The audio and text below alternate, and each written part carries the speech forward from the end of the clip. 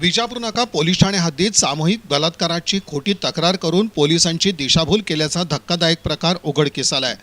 या प्रकरणी पोलिसांनी संबंधित महिला आणि तिच्या प्रियकराविरुद्ध गुन्हा दाखल करून दोघांना अटक केली आहे, अशी माहिती पोलीस आयुक्त एम राजकुमार यांनी दिली। महिला आरोपी आणि आरोपी क्रमांक 2 समीर शेख वय 28 राहणार कुमठा नाका हे 2022 पासून एकमेकांच्या ओळखीचे असून ते प्रियकर प्रेयसी आहेत। आरोपी समीर शेख याच्यावर यापूर्वीही विजापूर नाका पोलीस ठाण्यात आत्महत्येस प्रवृत्त केल्याप्रकरणी तसंच माहिती तंत्रज्ञान कायद्यान्वये गुन्हा दाखल होता।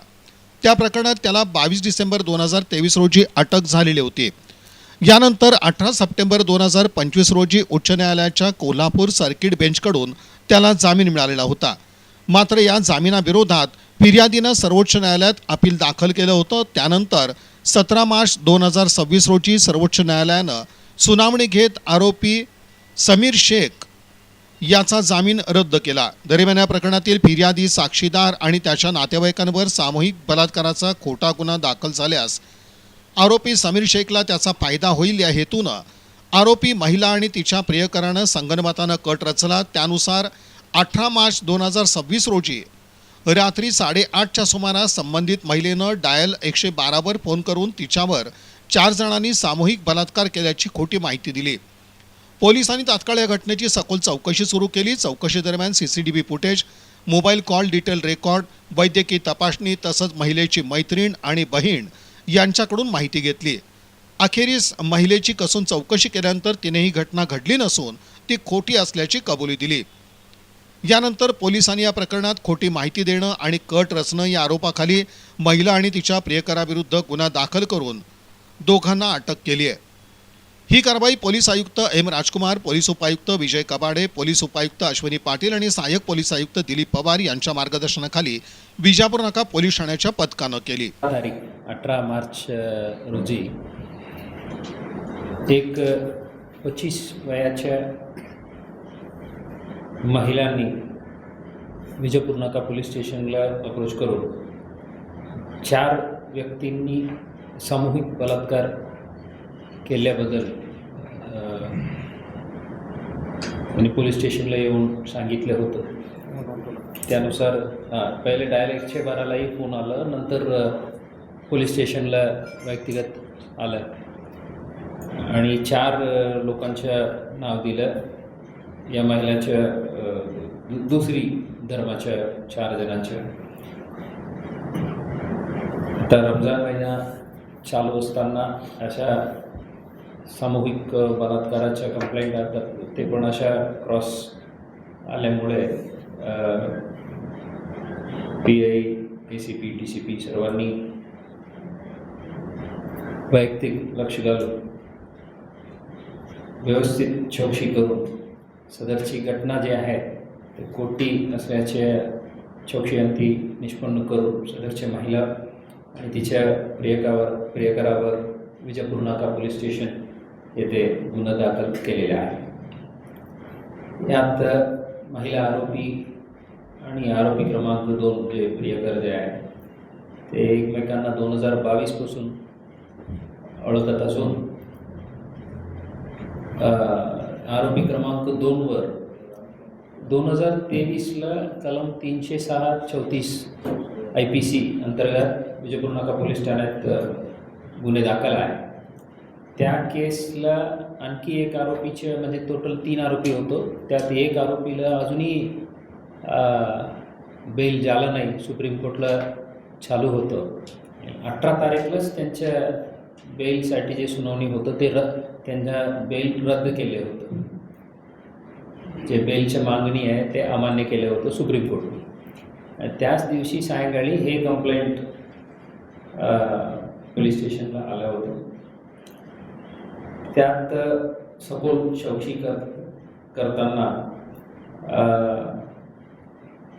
18/3/2026 रोजी रात्री 8:30 वाजता तिच्यावर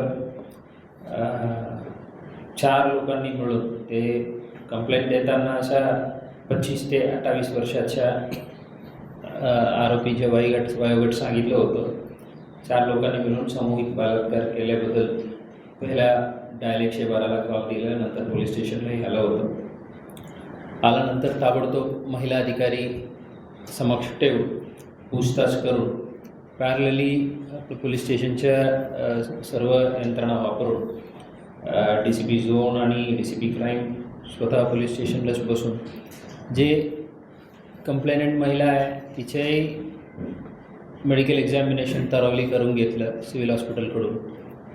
सोबतच आपलं DB पथकांनी जे 4 संशयांच्या नाव सांगितलं होतं ते 4ही लोकांनाही ताब्यात घेतलं होतं.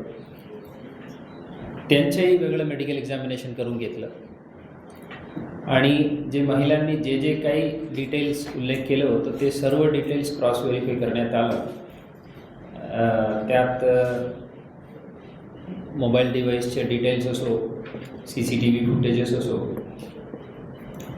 हे सर्व गोष्ट खात्री करून डॉक्टरचेही सर्टिफिकेट आम्हाला प्राप्त झालेलं आहे. मेडिकल रिपोर्ट जे आहे त्यातूनही स्पष्ट झालेले आहेत अशा सामूहिक बलात्काराच्या घटना काही घडलं नाही म्हणून. फक्त एवढं नव्हे, आम्ही तांत्रिक विश्लेषणामध्ये जे कंप्लेनंट महिला जे आहेत म्हणजे या केसला आरोपी ते 8:54ला शेवटी आपलं घरासमोर वॉकिंग करताना दिसत होतं आणि 8:56ला डायल 112ला म्हणजे तिच्या एक मैत्रिणीला फोन करून माझ्यावर अशा अन्याय झाला म्हणून कॉल केले. सो हे निष्पन्न करून संबंधित महिला आणि ते प्रियकर आरोपी ते दोघांच्या विरुद्ध भारतीय न्याय संहिता 248, 217, 61(2) अन्वये गुन्हे दाखल करून पुढील तपास चालू आहे. यात आता प्राथमिक चौकशीमध्ये हे निष्पन्न होत आहेत हे जे संबंधित महिला आणि आरोपी जे आहेत समीर शेख त्यांच्या त्या केसला आता सुनावणी दरम्यान सजा लागू नये यासाठी जे जुनी 306चे केस आहे त्या केसच्या फिर्यादी आणि 3 साक्षीदार यांच्यावर हे खोटे गुन्हे दाखल करून साक्षीदारावर दबाव आणण्यासाठी हे प्रयत्न केले अशा निष्पन्न झालेले आहेत. आता हे सखोल चौकशी करून जे खोटं कंप्लेंट देणाऱ्या लोकांविरुद्ध गुन्हे दाखल करून जे इनोसेंट लोक आहेत, विटनेसेस आहेत, त्यांच्याविरुद्ध कुठल्याही प्रकारच्या दबाव आणून दिलं नाही आणि कोणाविरुद्ध अशा खोटे कंप्लेंट देऊन गुन्हे दाखल करण्याची धमकी देऊन अशा खंडणी सर्गाविषयी होऊ द्यायची नाही. त्यासाठी हे एक मोठा डिटरन्स असणार आहे.